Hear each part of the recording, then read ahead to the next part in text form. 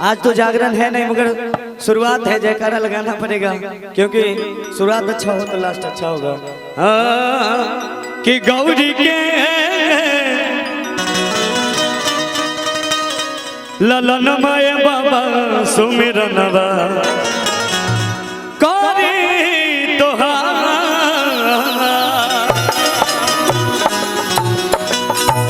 कि सुमिरनवा करे तोहारे बाबा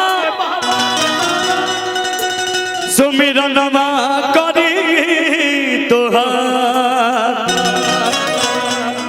सुमिरनवा करे तोहारे बाबा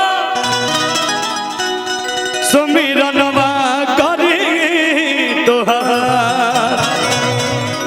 आइए भैया कि गौरी के ललनमय बाबा सुमिरनवा करी तोहार गौरी के ललनमय बाबा सुमिरनवा करी तोहार सुमिरनवा करी तोहार बाबा सुमिरनवा करी तोहार। जय हो सुमिरनवा करे तोहारे बाबा सुमिरनवा करे तोहार गौरी के ललनमय बाबा सुमिरनवा करे तोहार गौरी के ललनमय बाबा सुमिरनवा करे तोहार।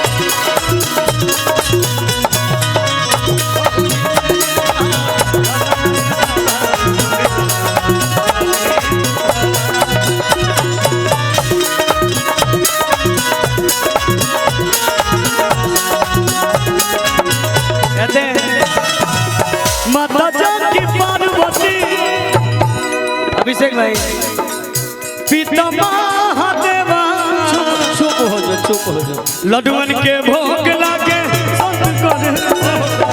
ए भैया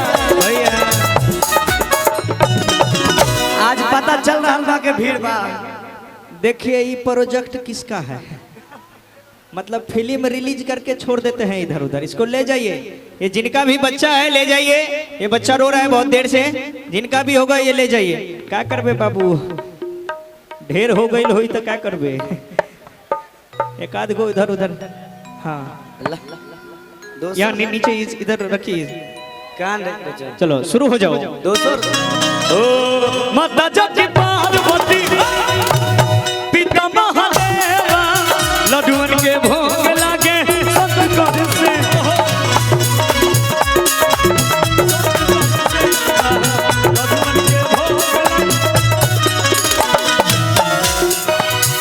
कि करिले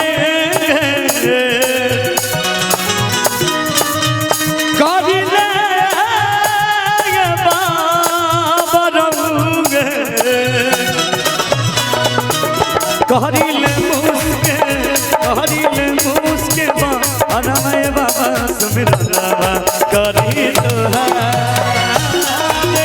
गौरी के ललनमय बाबा सुमिरनवा करी तोहार।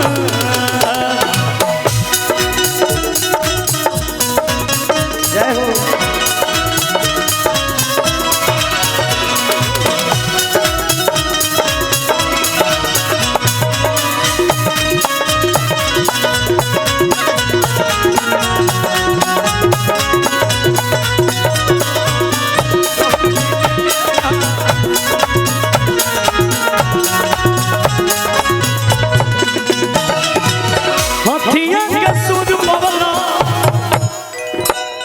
मनुष्य के तनमा सभे देवता में होला पहले सुमिरन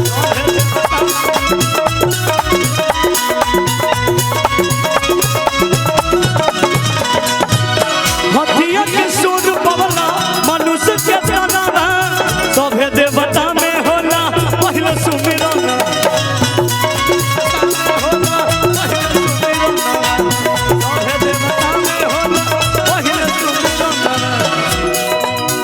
गाई के कि गाई के भजनिया बाबा गाई के रमने भजनिया बाबा सुमिरन बाबा करी गौरी के नमय बाबा सुमिरन बाबा करी गौरी के नमय बाबा सुमिरन बाबा करी गौरी के नमय बाबा सुमिरन बाबा करी गौरी के नमय बाबा सुमिरन बाबा करी गौरी के